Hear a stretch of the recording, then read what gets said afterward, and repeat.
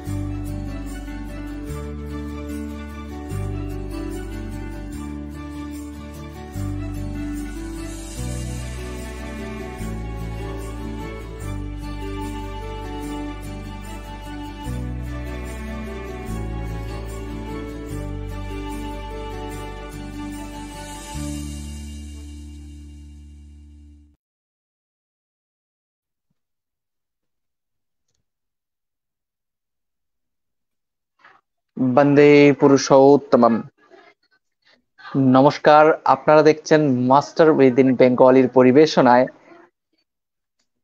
আমাদের আয়োজন, শনিবারের আয়োজন অনুধ্যান পর্ব। আমাদের এই অনুধ্যান পর্বটিতে ইষ্টময় বিভিন্ন বিষয় নিয়ে বিষয়ভিত্তিক আলোচনা করেন আমাদের যে সমস্ত গেস্ট আসেন, তাদের মাধ্যম দিয়ে আমরা ইষ্টকেন্দ্রিক আলোচনা শুনি এবং সে বিষয়ে আমাদের চিন্তন এবং মননকে বাড়িয়ে তুলতে সাহায্য করেন। তাই আপনারা এই মুহূর্তে যারা যুক্ত হয়েছেন, প্রত্যেকের কাছে অনুরোধ, আমাদের আজকের এই প্রোগ্রামটি অবশ্যই আপনাদের প্রিয়জনদের মধ্যে শেয়ার করে পৌঁছে দিন। অনুষ্ঠান শুরুর পূর্বেই পরম দয়ালের রাঙা রাতুল চরণে আমার শতকোটি প্রণাম জানাই। ইষ্ট পরিবারের প্রত্যেকেই যে যেখানে আছেন প্রত্যেককে আমার সশ্রদ্ধ প্রণাম জানাচ্ছি। ইষ্টপ্রাণের দাদা ও মায়েরা যারা এই মুহূর্তে মাস্টার উইদিন বেঙ্গলের ফেসবুক লাইভ সেশনটিতে যুক্ত হয়েছেন, পরবর্তীতে যুক্ত হবেন, প্রত্যেককে আমার তরফ থেকে এবং মাস্টার উইদিন বেঙ্গলের পক্ষ থেকে আনন্দিত জয়গুরু জানাচ্ছি এবং বড়দের আমার সশ্রদ্ধ প্রণাম জানাই। আমাদের এই লাইভ সেশনটি ভারতীয় সময় বর্তমানে 7টা 30 এবং বাংলাদেশ সময় রাত্রি 8টায় আজ হইতে শুরু হওয়ার কথা, কিন্তু আমাদের একটি টেকনিক্যাল কারণের জন্য আজকে আমরা কিছুক্ষণ দেরিতে শুরু করেছি, তার জন্য দুঃখিত এবং ক্ষমা প্রার্থী। আজকে সঞ্চালকের ভূমিকায় পশ্চিমবঙ্গের মেদিনীপুর থেকে উপস্থিত আমি কৌশিক চক্রবর্তী। আমাদের আজকের অনুধ্যান পর্বটি 30তম পর্ব এবং যে বিষয়, সেই বিষয় হলো ইষ্টকেন্দ্রিক জীবনী, আনন্দের জীবন। এই বিষয় সম্পর্কিত বিষয় নিয়ে যিনি আমাদের সঙ্গে যুক্ত হয়েছেন, অলরেডি যুক্ত হয়ে গেছেন, তিনি আমার একজন খুবই প্রিয় মানুষ, বারিপদা উড়িষ্যা থেকে শ্রদ্ধেয় সহপ্রতিনিধিক গোপাল চন্দ্র সামাল মহোদয়। শ্রদ্ধেয় দাদাকে আমার তরফ থেকে মাস্টার উইদিনের পক্ষ থেকে আন্তরিক জয়গুরু জানাচ্ছি এবং উনি আমাদের সাথে বারিপদা উড়িষ্যা থেকে যুক্ত হয়েছেন। আজকে যে বিষয়টি নিয়ে উনি বলবেন সেটি হলো ইষ্টকেন্দ্রিক জীবনী, আনন্দের জীবন। তাই শ্রদ্ধেয় দাদা ও মায়েরা প্রত্যেকের কাছে আপনাদের আমার মাস্টার উইদিনের পক্ষ থেকে আবেদন, প্রত্যেকের কাছে পৌঁছে দিন আমাদের এই লাইভ সেশনটি এবং অবশ্যই অন্যদেরকে যুক্ত করে দিন আমাদের এই ফেসবুক লাইভ সেশনের মাধ্যমে। আর আমাদের এই পেজটি সম্ভবত আপনারা জেনেই থাকেন যারা যুক্ত হয়েছেন, www.facebook.com/masterwithinbengali-official। তাই অন্যদের যুক্ত করে দিন এবং যুক্ত হয়ে যান।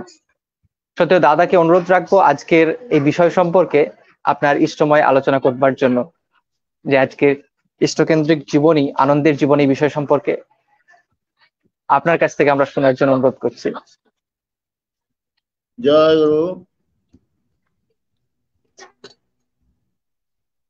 সর্বপ্রথম আমার পরমারাধ্য শ্রী শ্রী গুরুদেব তথা আমার জীবনের পরম উদ্ধাতা আমার প্রাণের ঠাকুর শ্রী শ্রী ঠাকুরের শ্রীপাদ পদ্মে জানাই অনন্ত কোটি প্রণাম। এবং আজকের এই অনুষ্ঠানে আপনারা যারা যুক্ত হয়েছেন সবাইকে আমার আন্তরিক শ্রদ্ধা এবং জয়গুরু জানাই।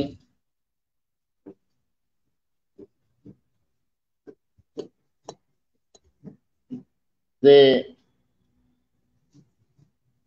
এই বিষয়টি যে নির্ধারিত হয়েছে আজকের আলোচনার জন্য খুব তাৎপর্যপূর্ণ বিষয়, যেটা কি না হলে না হয়। ইষ্টকেন্দ্রিক জীবন, এই ইষ্টকেন্দ্রিক জীবনটাই কেন দরকার? শ্রী ঠাকুর আলোচনা প্রসঙ্গে প্রথম খণ্ডে বলছেন গুরু ভক্তি থেকেই মানুষ মঙ্গলের অধিকারী হয়। এই গুরুকেই ইষ্ট বলে, আর ইষ্ট মানেই হচ্ছেন মঙ্গলময়। তাই এই গুরু ভক্তি থেকেই মানুষ মঙ্গলের অধিকারী হয়। তাই যদি মঙ্গলের অধিকারী হতে হবে তাহলে এই গুরুকে ভক্তি করতে হবে, এই গুরু ভক্তি দরকার। আর ইষ্ট, এই কেন্দ্রিক শব্দের অর্থটাই হচ্ছে যেটাকে বলা ইংরেজিতে বলা যায় কনসেন্ট্রেশন। ইন আদার ওয়ার্ডস শ্রী ঠাকুর বলছেন কনসেন্ট্রেশন মানে কন প্লাস সেন্ট্রেশন। কন মানে উইথ, তার মানে with the centre, with the centre. আমাকে আমার জীবনকে চালাতে হবে উইথ দি সেন্টার। আপনারা,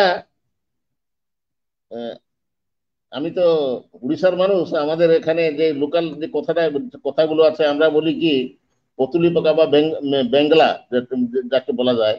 তার মানে এই যে চাষি ভাইয়েরা যখন ধান যে কেটে নিয়ে আসে, ওদের যে ধানটা কেটে নিয়ে আসে তখনকার যুগে ছিল, এখন তো এই আপনার এই হারভেস্টিং মেশিন দ্বারা তো সবকিছু কাজ হচ্ছে। আগেকার দিনে এটাই ছিল যে ওরা মেশিন টেশিন না ইউজ করে ধানগুলো কেটে নিয়ে এসে নিজের যে মানে ঘরের বাড়িতে যে খোলা একটা বানানো হতো, তাতেই যে সেই খোলার সেন্টারে একটা খুব খুঁটি একটা মানে মানে পোতা হতো। সেই খুঁটিতেই তার সেই খুঁটির ভেতরে একটা ইয়ে থাকতো, যার থেকে মানে কিছু গরু যে বলদ তাদেরকে বেঁধে দেওয়া হতো একটা সিদ্ধে একটা দড়ি দিয়ে, প্রত্যেকের গলায় সেটা বেঁধে দেওয়া হতো আর তাদেরকে চালানো হতো। তার মানে এই সেন্টারটা থাকে বলে কেউ কিন্তু সেখান থেকে বিচ্ছিন্ন হতে পারে না। কিন্তু চাষি ভাইদের যে কাজটা হওয়ার কথা সেটা হয়ে যায়, ধানটা খুব ভালোভাবে সেটা আয় করা যেতে পারে। এই গরুরা, এই বলদরা, তারা এই যে সেই মানে যে ধানের যে গাছগুলোকে তারা নিজের নিজের গুড়ে বা নিজের পায়ে তারা এটা ধরে ধরে ধরে মকছে ধানগুলো বের করে দেয়। তার থেকে এটা সম্ভব হয় কি করে? তারা কেউ যে বিচ্ছিন্ন হয় না, সেই বলদগুলো যে বিচ্ছিন্ন হয় না, তার মানেই হচ্ছে এই যে সেন্টারে, এই সেন্টারে যে একটা খুঁটি গাড়া থাকে, সেই খুঁটি থেকে সবাই বেঁধে থাকে, বাঁধা হয়ে থাকে। তাই কেউ সেখান থেকে আর বিচ্ছিন্ন হতে পারে না, তা কাজটা সমাধা হয়ে যায়। সেই রকম আরেকটা কথা আছে পরম প্রেমময়, এইসব কথা, এই কথাটাই হচ্ছে পরম প্রেমময় শ্রী শ্রী ঠাকুর রামকৃষ্ণ পরমহংস দেবের। আবার তারও একটা কথা আছে যে এই যে খেলাধুলা যে হয়, আপনারা যারা টাউনে আছেন তারা তো এইসব খেলাধুলা করতে পারেন না বা জানেনই না। যারা মানে গ্রাম্য জীবন যারা যাপন করেছেন তারা বুঝতে পারেন এই যে বুড়ি ছুঁয়ে দিলে আর কিছু হবে না, বুড়ি সেই বুড়িটাই হচ্ছে, তিনি বলেছেন এই বুড়িটাই হচ্ছেন কি, এই হচ্ছে সদ্গুরু, সে সেন্টার, সেই বুড়িটাই হচ্ছেন সেন্টার। তাই সে সেন্টারকে অবলম্বন করে চললে আর কোনো কিছু বাধা বিপত্তি কিছু অসুবিধা নাই। শ্রী ঠাকুর বলছেন, এই আলোচনা প্রসঙ্গে মনে হয় প্রথম খণ্ডে ও বিভিন্ন জায়গায় বলেছেন, কিম কুবন্তি গ্রহা সদ্বেগস্য কেন্দ্রে বৃহস্পতি। ঠাকুর বলছেন বৃহস্পতি মানে এটা সদ্গুরুকে লক্ষ্য করে বলা হয়েছে। যদি কেন্দ্রে যদি বৃহস্পতি বা সদ্গুরু যদি থাকেন, আর তাতে যদি অচ্যুত আনতি যদি থাকে, অচ্যুত সুকেন্দ্রিক ভাব যদি থাকে, অচ্যুত নিষ্ঠা যদি থাকে, তাহলে আর মানুষের কোনো ভয় নেই। তো তাই এই আবার এক জায়গায় শ্রী ঠাকুর বলেছেন যে জীবনের আদিত্যে মধ্যে ও অন্তে সর্বাবস্থায় যে জিনিসটি দরকার তাই হলো ইষ্টপ্রাণতা। এই ইষ্টপ্রাণতা সেটাই সেই অনুরাগ বা সেই নিষ্ঠা বা আনুগত্য বা সেই সুকেন্দ্রিকতা, যে তার তার সাথে তার সহিত সে সুকেন্দ্রিকতা থাকা দরকার। এটাই যদি না হয়, যে সুকেন্দ্রিক আমরা যদি না হতে পারি তাহলে কি হবে, আমরা বৃত্তিকেন্দ্রিক হয়ে যাবে। কিন্তু মানুষ বৃত্তিকেন্দ্রিক হয়ে যাবে সব সময়। আমরা লক্ষ্য করে চালবো, ইষ্টকে কেন্দ্র করেই চলতে হবে। কারণ ইষ্টতন্ত্রী না হলে তুই বৃত্তিতন্ত্রী হবি, এটাই তো কথা। আর বৃত্তিতন্ত্রী ঐক্য করেই স্বাতন্ত্রহীন রবি। তো বৃত্তিতন্ত্রী না হওয়ার একমাত্র উপায় হচ্ছে ইষ্টতন্ত্রী হয়ে জীবনটাকে চালানো। আর এই কনসেন্ট্রেশনটা আসার জন্য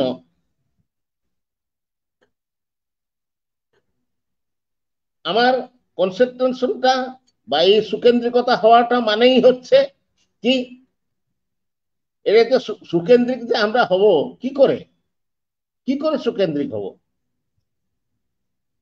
সুকেন্দ্রিক হওয়াটা মানেই হচ্ছে তার সাথে যুক্ত হয়ে সবসময় থাকা, সব সময় সব কথাতেই সব চিন্তাতেই আমার আর কিছুই থাকবে না।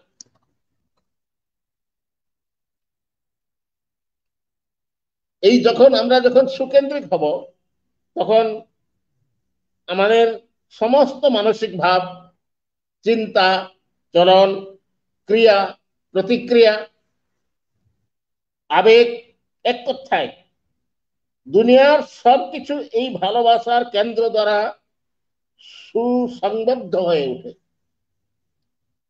এই ভালোবাসার যে কেন্দ্র যিনি, তাকেই সবসময় ইচ্ছা থাকে, সবসময় বুদ্ধি থাকে, সবসময় চিন্তা থাকে যে কি করে আমি তার তার মানে ইচ্ছা পূরণ করতে পারবো।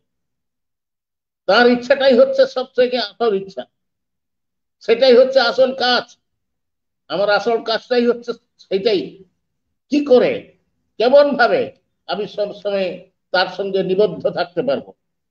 সে কথায়, বার্তায়, চলায়, ফেরায়, চিন্তায়, সব জায়গায়, সব কথাতেই। এমনকি আমার যে পরিবার, আমার পরিবার, তাদের যে ফরমাইশ বা তাদের যে চাহিদা, তার থেকেও ইষ্ট আমার কাছে মুখ্য হয়ে উঠবেন। তার ইচ্ছাটা আগে, first of all I have to fulfil my lord the beloved. আমার ইষ্টকে আমি আগেই পরিপূরণ করব, তার কথাটাকে আমি বুঝবো। তাই এই সব করতে করতে এই তার প্রতি যে অহেতুক অনুরাগ যখন আমার ভিতরে জেগে উঠে, এই জেগে উঠবে কি করে না, আমার সেই নিষ্ঠা বা আবেগ এত প্রগাঢ় হওয়া দরকার যে তাকে নন্দিত না করে, তাকে তুষ্ট না করে, তার ইচ্ছা পরিপূরণ না করে, তাকে তৃপ্তি না দিয়ে আমার কিছুই ভালো লাগবে না, কিছুই। Nothing will be fruitful to me. আমি কেবল তাকেই চিনি, আমি কেবল তাকেই জানি। এই বোধটা নিয়ে যখন আমি তার সঙ্গে যুক্ত হব, তখন কি হবে? এইটা করতে করতে করতে করতে, এই জিনিসগুলো করতে করতে করতে করতে আমার ভিতরে এই কর্মক্ষমতা, দক্ষতা, ক্ষিপ্রতা, যোগ্যতা সবকিছু বেড়ে যাবে, সবকিছু সুসংহত হয়ে উঠবে।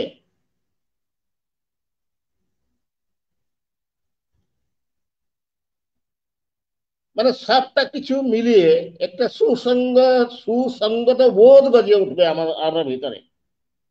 তখন কি বিরক্তি, অভাব, অনুরাগ, আগ্রহ, নিগ্রহ সবটার মধ্যেই এই কেন্দ্র জাগ্রত থাকবে। আমার সবটার ভিতরে সেই কেন্দ্রই জাগ্রত থাকবে। তাকেই আমি কি করছি, এই যে কাজটা করে ফেললাম, এই যে আজ এই কথাটা, কিছু একটা কথা কাউকে বলে দিলাম, এই কথাটা প্রকৃতপক্ষে এই কথাটা যে বললাম, এই কথাটা আমার গুরুদেবের ভাবের সঙ্গে মিল আছে তো, তখন সেটা নিরখ পরখ করে দেখতে হবে। আমি এই টাকাটা সংগ্রহ করছি, এই কাজটা করছি, তার থেকে সর্বপ্রথম আমাকে চিন্তা করতে হবে আমার ইষ্টের জন্য আমি কি করতে পারলাম। এই টাকা রোজগারটা আমার ইষ্টের জন্য করছি, না আমার বৃত্তি প্রবৃত্তির যোগান দেওয়ার জন্য আমি করছি। সবকিছু যখন এই ইষ্টের বোধে বোধায়িত হয়ে ওঠে, সবচেয়ে বড় কথাই হচ্ছে কি, তাকে নন্দিত করার, তাকে তুষ্ট করা, তাকে তৃপ্তি দেওয়া, এই যে ইচ্ছা, এটা প্রবল হয়ে যখন উঠবে, তখন সবকিছু ফর্সা। আর তখন কোনো চিন্তার কোনো কারণ নেই, কারণ তিনি হচ্ছেন জীবনের সবকিছু হয়ে দাঁড়ান। তখন তিনি জীবনের তখন মুখ্য হয়ে দাঁড়ান।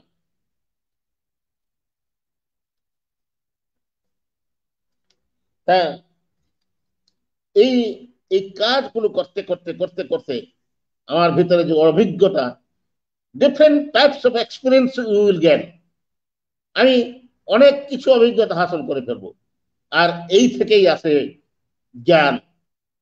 আর এই জ্ঞান যখন পাকাপুক্ত হয়ে যায়, তখন হয় প্রজ্ঞার সৃষ্টি হয়। তার ভিতরে যে যখন সব কিছু যখন সুবিন্যস্ত হয়ে ওঠে, অ্যাডজাস্টেড হয়ে ওঠে, তখন প্রজ্ঞার উদ্রেক হয়। আর সেই প্রজ্ঞা যখন যখন প্রজ্ঞার উদ্রেক হয়ে যায়, তখন সব জায়গায় সব কিছুতে দেখি আমার সব কিছুর ভিতরে আমার ইষ্ট ব্যক্ত হয়ে আছেন। কেবল শুধুমাত্র তিনিই আছেন সব জায়গায়, সবার মধ্যে, সবার ভিতরে। এই বোধটা জাগ্রত হয়ে উঠবে। তিনি কিভাবে ব্যক্ত হয়ে আছেন, এই এই যে বোধটা, এটাই অন্য নাম প্রজ্ঞা জাগ্রত হয়ে উঠবে।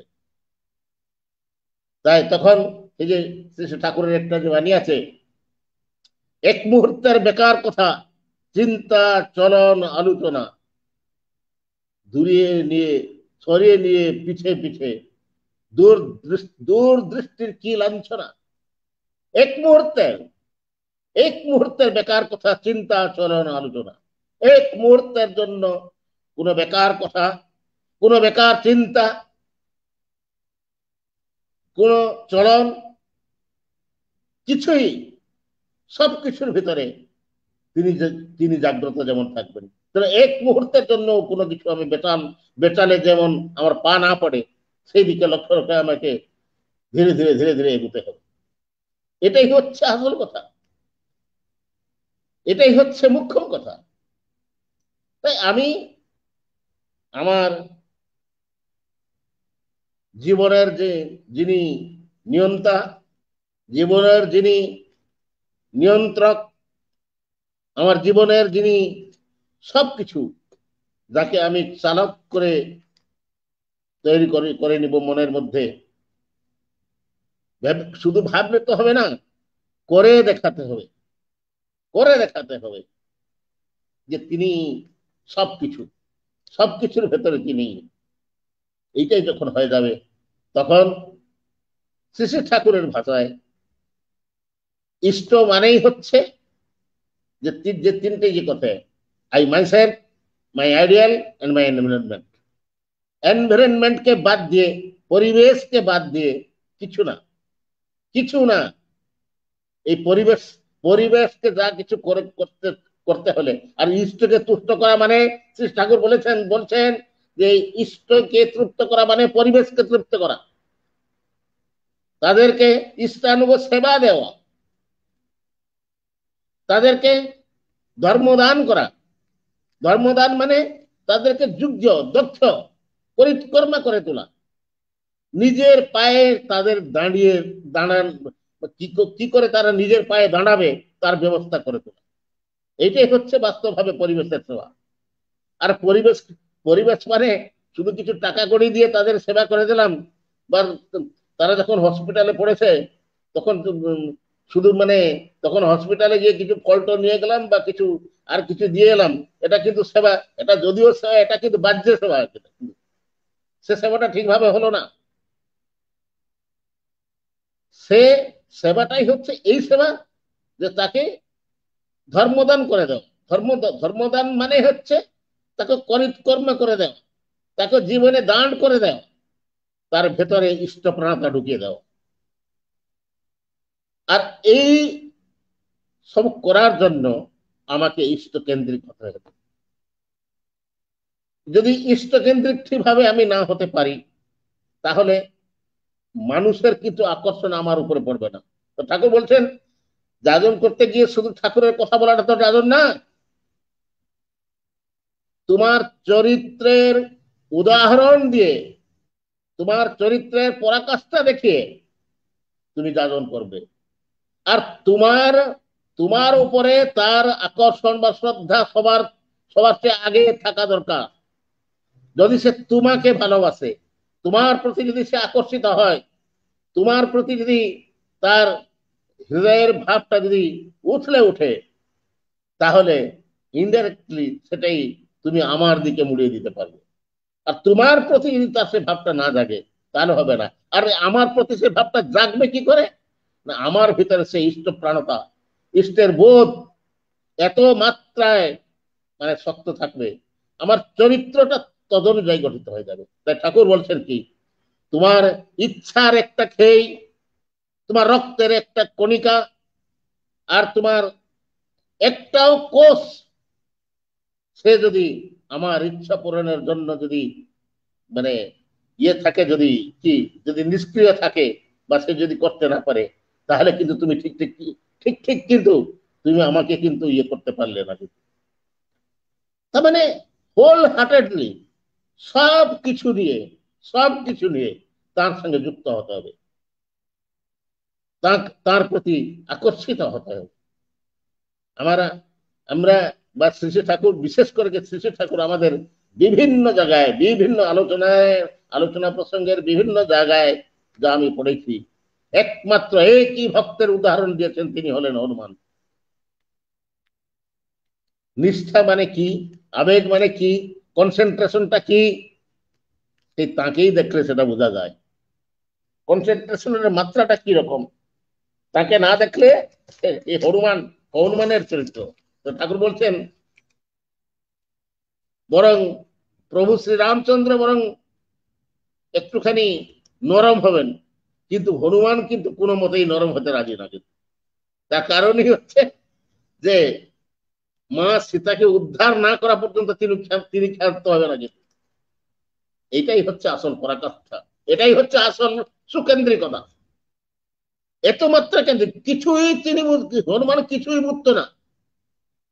এই হনুমানের সম্বন্ধে এই কথাগুলো যা আমি জানলাম একমাত্র শ্রী শ্রী ঠাকুরের এই যে আলোচনা প্রসঙ্গে, তার থেকে বিভিন্ন জায়গায় যে বলেছেন সেই থেকে আমি শুনলাম। এর আগে থেকে কিন্তু এসব কিছু জানতে পারতাম মানে আমি জেনেছিলাম না। তাই যে মানে যদি সত্যিকার যখন প্রাণ গজাবে তখন এমন একটাও কিছু আমি করতে পারবো না যার দ্বারা তার হৃদয়ে ব্যথা লাগে, তার প্রাণে ব্যথা লাগে। বেচাল চলন কোত্থেকে আসবে? সত্যিকার যদি আমি তাকে ভালোবাসি, প্রাণের আবেগ যদি তার উপরে গিয়ে পড়ে, এই এই রকম যদি প্রাণের টানটা তার উপরে যদি পড়ে, তাহলে তিনি ব্যথা পান এমন কিছু কাজে, এমন কিছু কথায়, এমন কিছু করণীতে, সেটা কি আমি করতে পারবো না? সে কথা বলতে পারবো না, সে চলনীতে চলতে পারবো? টানটাই হচ্ছে এই প্রাণের টান। প্রাণটা কেবল কিছুই চায় না, কিচ্ছুই সে চায় না। আমি আমি কিছুই চাই না, তুমি আছো, আমি আছি, তুমি আর আমি, কেউ নাই, কিচ্ছু নাই, তুমি আর আমি। আমি, তুমি প্রভু, আমি দাস, হে অন্তর্যামী, হে অন্তর্যামী। যে কেবল, শুধুই কেবল তুমি আমার জীবনে, শুধুই কেবল তুমি। আর I am for lord, not for others, as because I am for the lord, so for others. কারণ আদার্সকে নিয়েই তো তুমি। যে প্রথমে কিন্তু আমাকে তোমার হতে হবে, তোমার জন্য যা কিছু করতে হবে, যা কিছু করবো তোমার সন্তুষ্টির জন্য, তোমার প্রীতির জন্য, তোমাকে নন্দিত করার জন্য আমি যা কিছু করবো। আর এর থেকে আর কিছুই আমি চাই না, আর জানিও না। তাই এই যে যদি বাস্তবিক এই প্রাণটা থাকলে, আমাদের অন্তরেন্দ্রিয়, বাহিরেন্দ্রিয়, অভ্যাস, ব্যবহার, বাক্য, চালচলন আপনার থেকেই সুশাসিত হয়ে ওঠে, আপনা থেকে সুশাসিত হয়ে ওঠে, শাসিত হয়ে ওঠে। আর এমনি মনে হয়, আমি আমি সময় সময় এই কথাটাই বলি সবার কাছে। একটা কথা আছে যে গড ইজ অমনিসেন্ট, অমনিপটেন্ট এন্ড অমনিপ্রেজেন্ট। সর্বব্যাপী, সে অনন্ত, সর্বজ্ঞ, সর্বব্যাপী। তিনি সব জায়গায় আছেন, সবকিছু দেখছেন, সবকিছু জানছেন, সবকিছু বুঝছেন।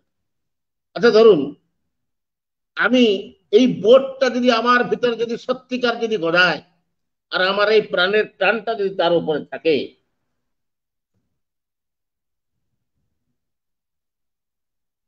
তাহলে আমি যদি কিছু না কিছু একটা যদি ভুল করে ফেলি, যদি কিছু কিছু যদি বেচাল কথা বলি, বেচাল চলনে আমার পা পড়ে, তাহলে সেটাকে তিনি দেখবেন না? সেটাকে তো সেটাকে সেটাকে তো তিনি জানবেন না? সেটাকে তার দ্বারা আমি যে তার, তিনি যে আমার, তিনি যে আমার প্রাণের ঠাকুর, তিনি তিনি কি ব্যথা পাবেন না? এটাই তো কথা। তাই এই একটা কুচিন্তা যদি মনের মধ্যে আসে, তাহলে আমি কুচিন্তার প্রশ্রয় দিয়ে কি করে, কেন না এই ফিলিংটা আসবে, তাহলে তাকে তো অমান্য করা হবে। আর প্রাণ থাকলে তার উপর কখনো অভিমানও আসতে পারে না। অভিমান মানে নিজের ওজনটা তার থেকে বড় করে ভাবা। অভিমান মানে যেটা, এই একটা সর্বনাশার মনোভাব, সেটাও আসবে না। কিন্তু কিন্তু এটা যদি একবার যদি এসে যায়, যদি যে তিনি আমাকে ভালোবাসেন কিনা, তিনি আমাকে চান কিনা, পছন্দ করেন কিনা, যেটা কি অনেক বড় বড় ভক্তরা যখন তার কাছে গিয়েছিলেন, এইটাই চেষ্টা করে দেখতে চেয়েছিলেন যে প্রকৃতপক্ষে তিনি ভালোবাসেন তো আমাকেও, আমি যেমন তাকে ভালোবাসি, তিনি তো ভালোবাসেন। সেই জন্য অনেক পরীক্ষা নিরীক্ষা তাকে দিতে হয়েছে, অনেক পরীক্ষা নিরীক্ষা। কিন্তু পরে কিন্তু তারা বুঝতে পেরেছেন যে এই জিনিসটা কিন্তু একদম ঠিক থাকে। তার কারণ হচ্ছে, আমি যাকে প্রাণ দিয়ে ভালোবাসি, আমার প্রাণের প্রাণ যিনি, তাকে কি কখনো দুঃখী দুঃখ মানে দুঃখের মধ্যে ফেলতে পারবো আমি? তার তিনি দুঃখ পাবেন সেটা কি আমি জানতে পারবো, উপলব্ধি করতে পারবো? সেটা কি বুঝতে, সেটাকে সহ্য করতে পারবো? কোনো মতেই তা হবে না। কিন্তু তাই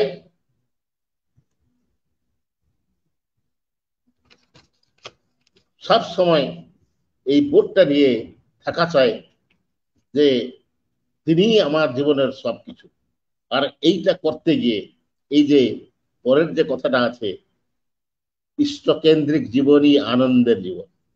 আনন্দ মানে আপূর্বক নন ধাতু, বৃদ্ধির দিক, বৃদ্ধি, বিস্তার, আপগ্রেডমেন্ট, ডেভেলপমেন্ট, অ্যাডভান্সমেন্ট, যা কিছু বলে। এটা হবে কি করে? এটা হবে কি করে? এই যে এতগুলো কথা বললাম, এই যে ইষ্টের জন্য কিছু করতে গেলে কিছু করতে হবে, হাতে কলমে করতে হবে। সে করতে করতে করতে করতে যে অভিজ্ঞতা আমি হাসিল করব, তাতেই তো সবকিছু ফর্সা হয়ে যাবে। একদিন শ্রী ঠাকুর একজনকে বলছেন, একজন জিজ্ঞাসা করলেন, আমি কি করব? চাকরি করব, না ব্যবসায় করব, না যাজন কার্যে আমি জীবনকে লাগাবো? তো ঠাকুর বলছেন, চাকরি তো মানুষকে চাকর মনোবৃত্তি করে সম্পন্ন করে তোলে। আর সত্যি কথা এটাই দেখেন, ফার্স্ট অফ অল আমার নিজের কথাই বলছি। ব্যাংকে ছিলাম, ব্যাংক, আহ সর্বপ্রথম প্রথমে নিজেরও একটা মানে একটা আসতো, কি মানে গ্র্যাভিটি একটা আসতো। আমি ব্যাংকে চাকরি করেছি, অনেক অনেক সম্মান পেয়েছি, সেই দিক দিয়ে অনেক সম্মান পেয়েছি। স্যার নমস্কার, বাস এই স্যার নমস্কারটা শুনলে পরে না কি হয়ে যেত তখন প্রথমে। কিন্তু দেখেন, এটাই হচ্ছে কি, এটি যে মানে এটা কি কন্ট্রাকশন, কন্ট্রাকশন, একদম কন্ট্রাকশন। আপনি চিন্তা করবেন না, আপনি ভাববেন যে পুরো একটা ব্রাঞ্চে একটা ম্যানেজার, একজন ম্যানেজার বসে আছে, যা যা ইচ্ছা তাই করবেন। It is totally wrong Notion. He can never do anything. কিচ্ছু করতে পারবে না। যা কিছু তাকে নির্ধারিত করে দেওয়া হয়েছে, শুধুমাত্র সেইটুকুই যে করবে, এর থেকে কিছু একটুও কিছু করতে পারবে না। আমাদের যে নীতি নিয়মগুলো ব্যাংকে যে আসতো, আমি মনে মনে ভাবতাম, আর কাউকে বলতাম যে ওরা এই যে নীতি নিয়ম যারা করেছে, তারা কি জানো তো, তারা এসি রুমে বসে এইসব এইসব ফালতু নীতি নিয়ম সব তৈরি করছে। আর যারা ব্রাঞ্চে আছেন, যারা তমাম দুনিয়াটাকে দেখছে, যারা মানে লোকজনের সঙ্গে যারা মিশছে, কাস্টমারদের সঙ্গে যারা সম্পর্কে আছেন, তারা জানেন বাস্তব ঘটনাটা। তো যেভাবে ঠাকুর বলছেন যে এর কথাটা, যে যে আইন কানুন যা কিছু হবে, আমাদের যে নিয়ম, এই আমার যে কৃষ্টি, আমাদের যে আর্য কৃষ্টি, এই আমাদের যে সংস্কৃতি, এই সংস্কৃতি বা এই কৃষ্টিকে ইনকর্পোরেট করার জন্য যে নীতি নিয়ম আইন কানুন, সেইটাই তৈরি করতে হবে। আর এটা করবে কে গো? এটা তো করার তো কেউ লোক নেই। মানে এই নীতি নিয়ম প্রণয়ন করার জন্য মানে যারা করবে তাদেরকে তো আমরাই তো পাঠিয়েছে না। যে লোককে পাঠিয়েছে তারা তো সেই রকম করবে। তা সেইভাবেই এই যে চাকরির কথা বলতে গিয়ে এই কথাটাই বললাম, যে আমার সেই রকম হয়েছে। আমার কি বুদ্ধি ছিল না? আমি তো এখনো ভাবছি, আমাদের শ্রী ঠাকুরকে এই এই যতটুকুই ধরেছি, যতটুকুই শ্রী ঠাকুরকে বুঝেছি, এই ভেতর দিয়ে এখন যা কিছু একটা ডিসিশন নেওয়া যাবে, নেব আমি, definitely that will be profitable to all, definitely. কিন্তু আমার কথা কে শুনবে? আমি তো সেটা, আমাকে তো সে দায়িত্ব দেওয়া হয়নি না। আমাকে দায়িত্ব দেওয়া হয়েছে, তুমি বসে থাকো, তোমাকে যে নীতি নিয়ম নির্ধারিত করে দেওয়া হয়েছে সেটাই করো। তো ঠাকুর সেই জন্যই এই চাকরির কথাটা শ্রী ঠাকুর কেন ক্যান্সেল করেছেন, এটাই আমি বেশ কিছু বুঝতে পেরেছি। কিন্তু সেকেন্ডলি শ্রী ঠাকুর বলছেন, বরং ব্যবসায়টা বরং একটুখানি ভালো, ব্যবসায়টা তার থেকে ভালো। কেন ব্যবসায়টা এই জন্য ভালো? নিজের বুদ্ধি খাটাতে হয়, নিজের মাথা খাটাতে হয়, কি করে কাস্টমারদের হাতে রাখতে হবে, তাদের ভালো ব্যবহার দিতে হবে। এই যে লোক সম্পর্ক, লোক ব্যবহার, এটাই আছে তার ভেতরে। তাদেরকে কিভাবে আমরা নিজের নিজের মতো করে তাদেরকে যেমন ঠকিয়ে না দিই। যদি একবার দেখেন কিছু কিছু মানে দোকানদার আছে, তাদের দোকানে কেউ উঠতেও চায় না। কেন? না না, তাদের ব্যবহার এত খারাপ, আর তারা এভাবে যাতা দিয়ে লোককে যেভাবে ঠকায়, সেখানে কিন্তু লোক কিন্তু যেতে চায় না কিন্তু। তাই খুব ভালো হতে হবে। সেই জন্য শ্রী শ্রী ঠাকুর ব্যবসাকে ভালো দৃষ্টিতে দেখেছেন। তো সবচেয়ে ঠাকুর বলছেন কিন্তু, যদি যাজন কার্যে ব্যস্ত থাকো, এভাবেই বলেছেন। ধরো 1,00,000 লোকের তুমি কেন্দ্র হয়ে দাঁড়াতে পারলো, তোমার সেবা, তোমার চরিত্র, তোমার তিতিক্ষা, এসব দিয়ে তুমি যদি মানে 1,00,000 লোকের, মানে উদাহরণ দিয়ে ঠাকুর বলছেন, ধরো তুমি 1,00,000 লোকের মানে সেন্টার হয়ে দাঁড়াতে পারলো, তখন তারা যদি কিছু কিছু একটু একটু করে কিছু দেয়, তোমার কি, তোমার যে কত হয়ে যাবে তা তুমি হিসাব করতে পারবে না। অবশ্য এই দিক দিয়ে আমরা কখনো করতেই যাইনি, তাই বুঝতে পারবো না। কিন্তু একদম সত্যি কথা এটাই হচ্ছে কি, মানে বিশেষ করে আমি তো করতে পারবো না আর, কেননা আমি তো চাকরি নিয়েই তো জীবনটা কাটিয়ে দিলাম। আর যারা এই যাদন কার্যে ব্রতী হয়ে ঠাকুরকে, শ্রী শ্রী ঠাকুরকে মাথায় ধরে এই শুধু এই যাদন নিয়েই যদি যারা ব্যস্ত থাকেন, যারা লোকের প্রাণ কেন্দ্র হয়ে উঠতে পারেন, নিজের চরিত্র, নিজের কর্মদক্ষতা, নিজের যোগ্যতা, কর্মদক্ষতা, আচার আচরণ, ব্যবহার, মিষ্টি ভাষা,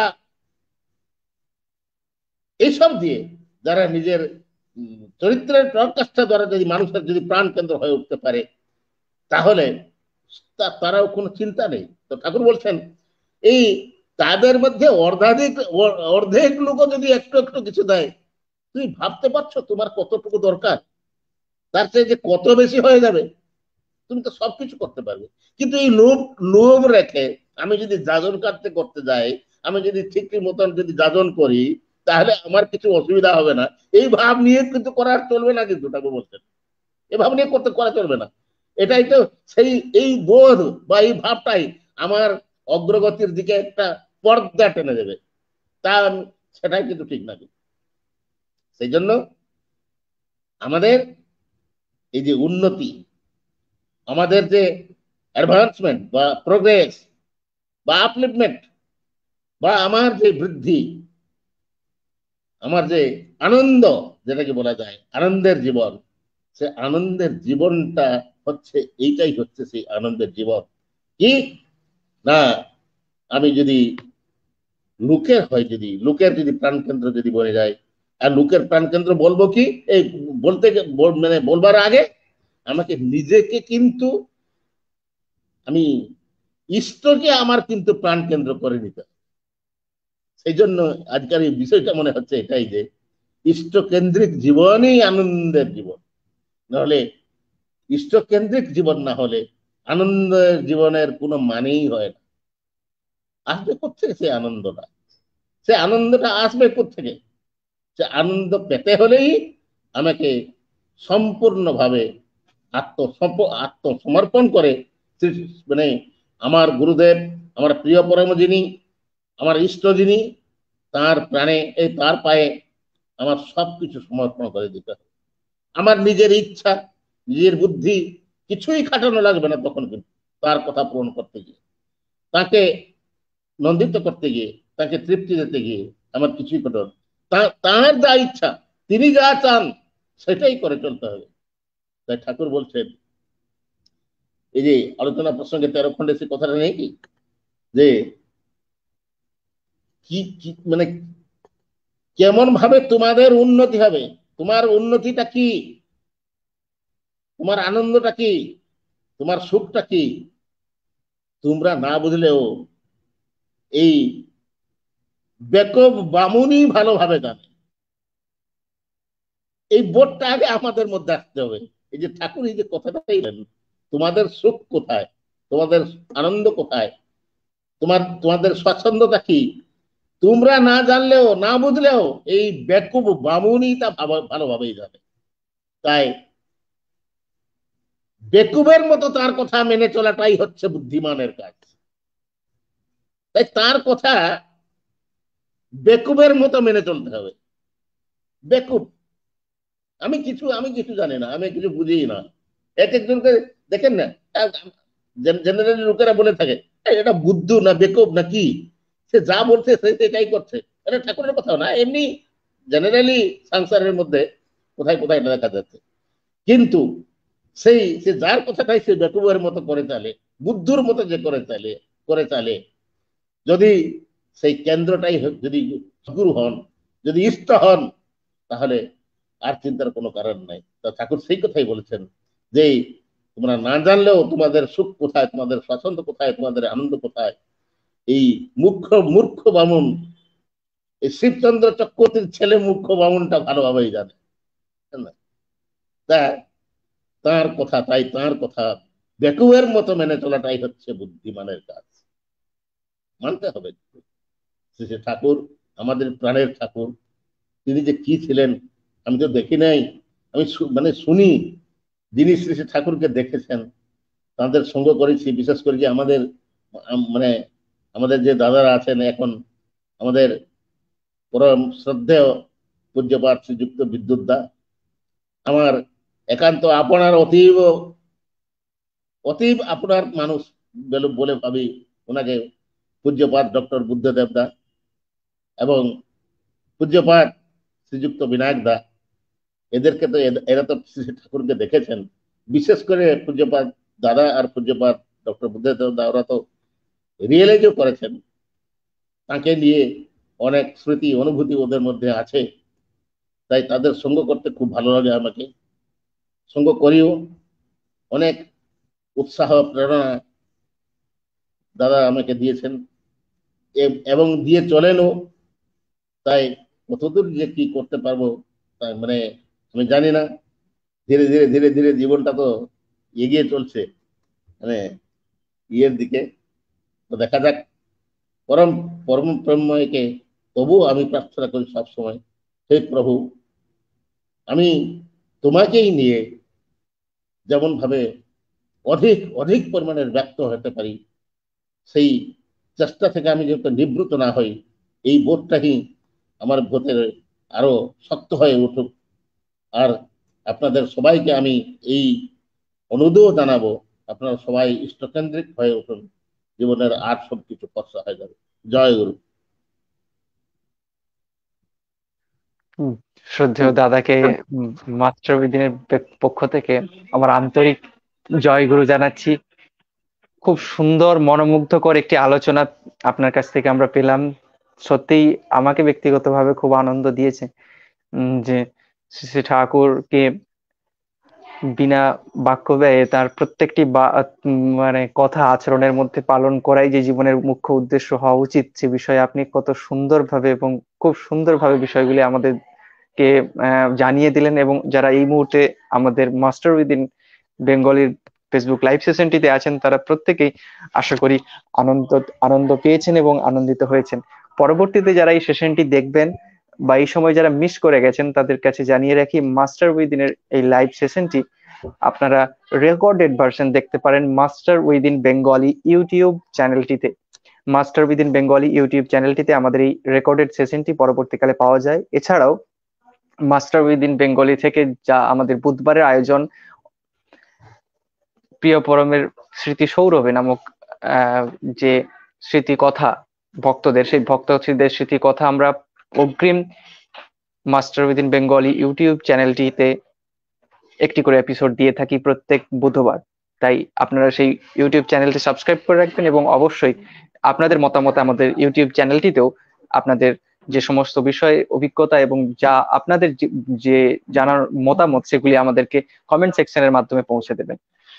শ্রদ্ধেয় দাদা মায়েরা, আপনারা দেখছেন মাস্টার উইদিন বেঙ্গলির অনুধ্যান পর্ব 30। আজকের বিষয় ইষ্টকেন্দ্রিক জীবনী, আনন্দের জীবন।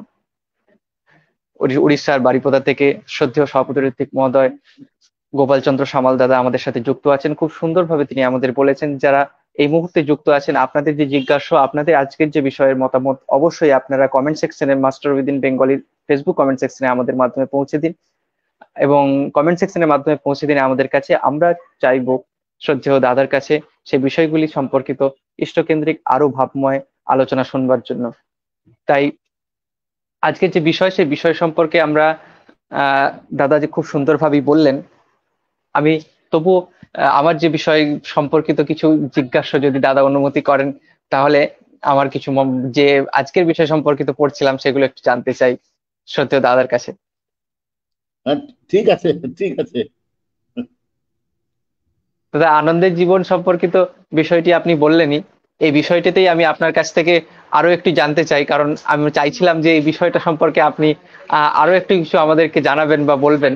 বর্তমান সময়ে আনন্দের উপকরণ তো চারিদিকেই মানুষ মনে করেন যে আছে, যা আমাদের এন্টারটেনমেন্ট জগতে অর্থাৎ সিনেমা, গান, নাচ এই সমস্ত বিষয়ে থাকে। আবার অনেক জায়গায় পুস্তক পাঠ, বই পড়া এই সমস্ত থাকে। প্রত্যেকটা বিষয়ই তাদের আনন্দ উপভোগের বিষয় বলে মনে করেন। এখানে ইষ্ট আনন্দ এবং এই আনন্দের যে তফাৎ, সেই বিষয়টাতে যদি আপনার ইষ্ট ভাবনায় যদি আমাদেরকে জানিয়ে দেন যে ইষ্ট আনন্দটা কি পর্যায়ের আনন্দ, আর বর্তমান যে আনন্দ আমরা মনে করি থাকি বাস্তবিক যে আনন্দ, সেটা কি রকমের আনন্দ আর কি, বা তাদের মধ্যে তফাৎটা কতটুকু? এটাই কথা হচ্ছে, এই যে আমি যে আনন্দের কথাটা বললাম, এটাই হচ্ছে যে আনন্দের যে আনন্দ শব্দের যে ইটোমোলজিক্যাল সেন্স, যে ধাতুগত অর্থটা, সেইটা নিয়ে। আর শ্রী শ্রী ঠাকুরই তো সবসময় সেই আলোচনাটাই করেছেন, সবসময় এই ধাতুগত অর্থটা কি সেটা দেখেই যা কিছু করেছেন। কিন্তু এখন যেটাকে এই সমগ্র দুনিয়ার বুকে সবাই যেটাকে আনন্দ বলে ভাবছেন, ধরুন একটা কথা চিন্তা করুন, গণেশ পূজা হোক বা দুর্গা পুজো হোক, যে কোনো পুজোতেই হোক, সেখানেও আনন্দ উৎসব হচ্ছে। সে আনন্দটা কি রকম আনন্দ? সে আনন্দটাই হচ্ছে এই যে পুজোর আগে একটা উৎসাহ থাকে কার কার মধ্যে, কিছু যারা আয়োজক, যারা বা মানে যারা আয়োজকের মধ্যে মানে কারা থাকেন, আয়োজকের মধ্যে থাকেন যারা মানে হেড হিসাবে কিছু থাকেন, তারা তাদের সঙ্গে তাদের সহযোগিতা করে কিছু কর্মীরা, যারা করে হাইরে হুইরে যেটা বলা যায়, হা হল্লা, ওরাই বেশি রকম করে, যে এইটাই করে তারা আনন্দ পায়। আবার পুজোটা শুরু হয়ে গেল, সে পুজোর মধ্যে কিন্তু তাদের কোনো ইন্টারেস্ট থাকে না, কিন্তু খুব খুব বেশি একটা ইন্টারেস্ট থাকে না।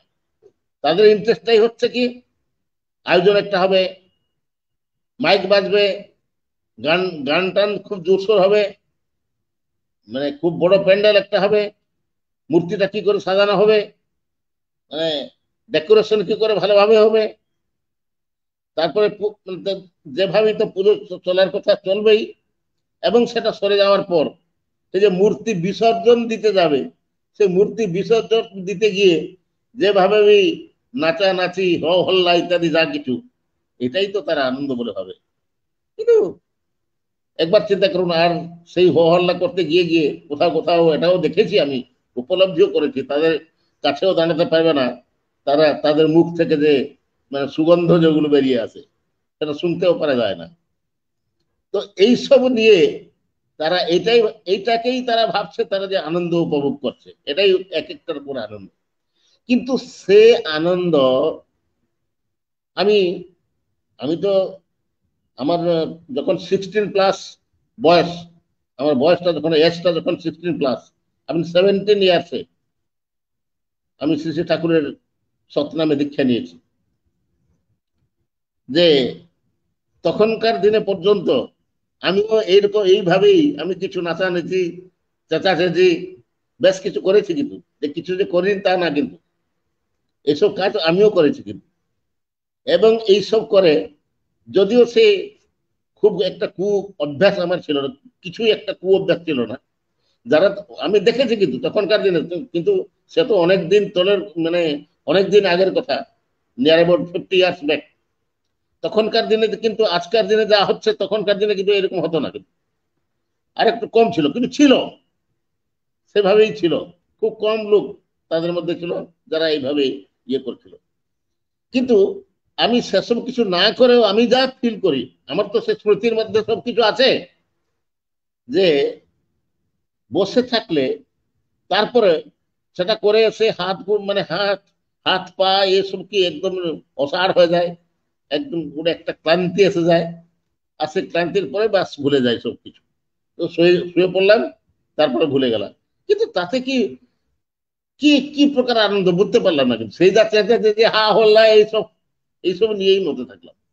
তো আজকাল যুগের এই যে আনন্দ বলে আমরা যেটাকে ভাবছি, সেটা একমাত্র ক্লান্তি আর অবসাদ এটাই নিয়ে আসে। বাস্তব আনন্দ যেটা, সেটা ক্লান্তি নেই কি তাতে অবসাদ নেই, কিন্তু তাতে ক্লান্তি নেই কি অবসাদ নেই, সেটা কন্টিনিউ করবে। কিন্তু এই যে ঠাকুরকে নিয়ে যদি আমি লোকের প্রাণ কেন্দ্র হয়ে উঠি, যদি লোকেরা যদি আমাকে খুবই খুবই ভালোবাসে, যদি আর আমাকে নিয়ে যদি মানে যদি হয়, আনন্দ উৎসব যদি বানায় তারা, তাতে কিন্তু ক্লান্তিও আসবে না কি অবসাদও আসবে না, তাতে কেবলমাত্র শান্তি স্বস্তি সেটাই আসবে কিন্তু। আর এই শান্তি স্বস্তি এটাই তো সবাই কিন্তু বুঝতে পারবে না কিন্তু। তাই এখন যারা আনন্দ বলে ভাবছে যারা, তাদের সে বোধের মধ্যে সেই ভাবটা আসা দরকার কিন্তু আগে। তা না হলে তারা বুঝবে না, কিন্তু তারা ভাববে এইটাই ঠিক আছে, এটাই ঠিক আছে। কেননা আমার মনে পড়ে এই একটা পুজো উৎসবের সময়, তখন মানে সবেমাত্র দীক্ষা নিয়েছি আমি, 1-2 বছর এখন হয়ে গেছে। একটা পুজোর সময় এইভাবেই নাচানাচি চেঁচাচেঁচি করে তারা যাচ্ছিলেন। আমি তো কিন্তু আমি আগেকার কথা আমি বলছি, আমি খুব কিন্তু মানে হ্যাডস্ট্রং ছিলাম কিন্তু, আর কাউকে ডরতাম না কিন্তু, শুধুই ডরতাম না, কাউকেও ডরতাম না। হ্যাঁ, আমি তাদেরকে করে কমেন্ট করতে যাবো বলে একদম রেডি হয়ে গেলাম, দেখবো বলে। তারা কি এই মানে অশ্লীল ভাবে একটু নাচানাচি করছিল, যা আমি তো দেখতে দেখে সহ্য করতে পারলাম না তখন। তো আমার ঋত্বিক দেব যে ছিলেন তিনি বলেন, আরে আরে তুটা একটা 1 নম্বর পাগল, তুই তাদের থেকেও তুই পাগল। আমি বললাম কেন?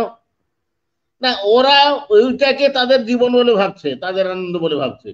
আর তুই যদি এখন গিয়ে তাদের যদি বাধা দিবি যদি, তো তারা তো তোকেই তো সাবার করে দেবে।